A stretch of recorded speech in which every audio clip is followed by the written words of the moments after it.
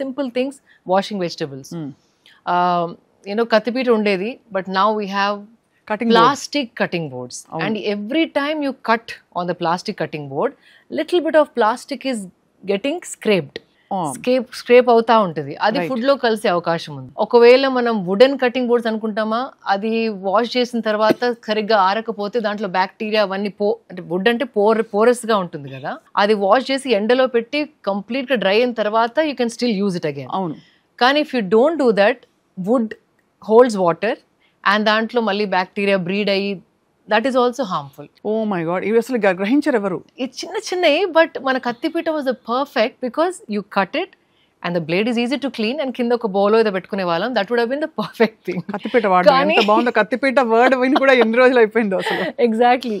So atla chinna just containers would jars lo pettukodam better than plastic dabbas.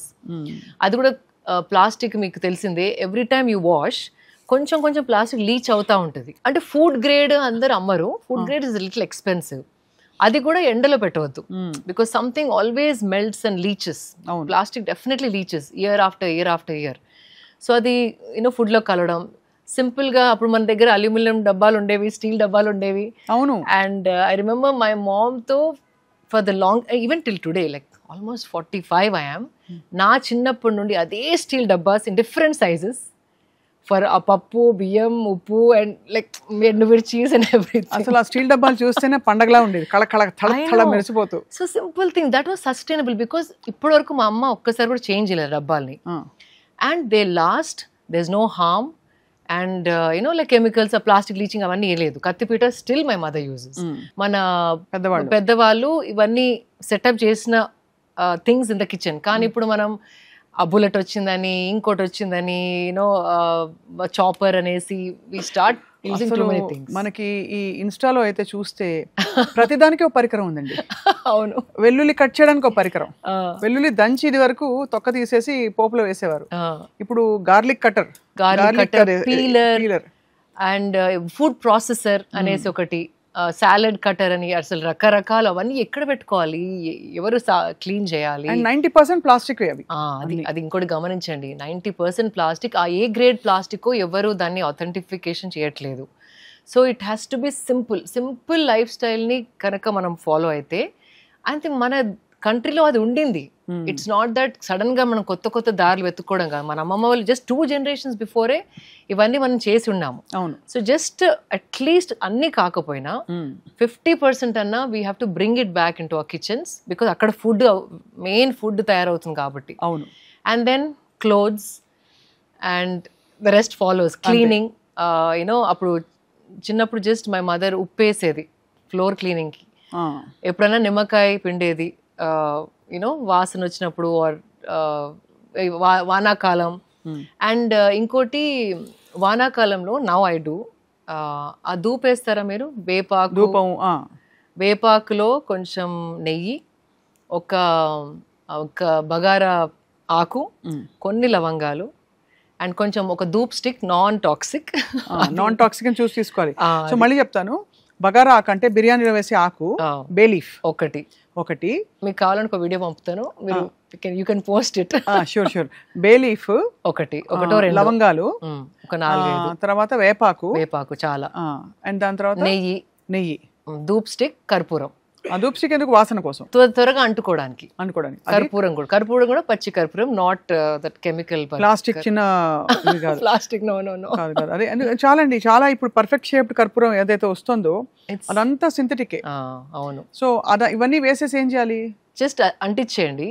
ఆ పొగ వచ్చిన తర్వాత ఇల్లంతా తిప్పేస్తే it is one of the most positive thing to do. అంటే వేపాకులో గుణం ఏంటంటే it gives out a different kind of energy when it burns. అదే సేమ్ విత్ నెయ్యి కూడా.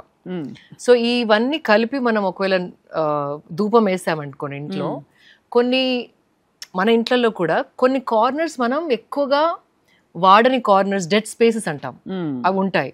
ఆ ప్లేసెస్లో ఎక్కువ వాడము, అక్కడ ఎక్కువ చీపురు వెళ్ళదు. సో ఎనర్జీస్ అనేటివి ఆ కార్నర్స్లో బ్లాక్ అయి ఉండిపోతాయి. నిజంగానే మీరు ఫీల్ అయ్యారా ఇవన్నీ? అంటే బికాజ్ మీరు మెడిటేషన్ చేస్తారు, సరే నేను కొద్ది గొప్ప మెడిటేషన్ నేర్చుకుని చేశాను కాబట్టి కొంతమందికి అర్థం అవుతుంది, బట్ అందరికీ ఇది అప్లికబుల్ అంటే? అబ్సల్యూట్లీ. వాళ్ళకి తెలియకుండా ఒకలాంటి ఎనర్జీ వైబ్రెన్సీ అనేది మనకి ఏర్పడుతుంది. లైక్ స్పెషల్లీ సింపుల్, మనం చల్లనీళ్ళతో స్నానం చేసినప్పుడు ఒకలాంటి ఎనర్జీ you become alive.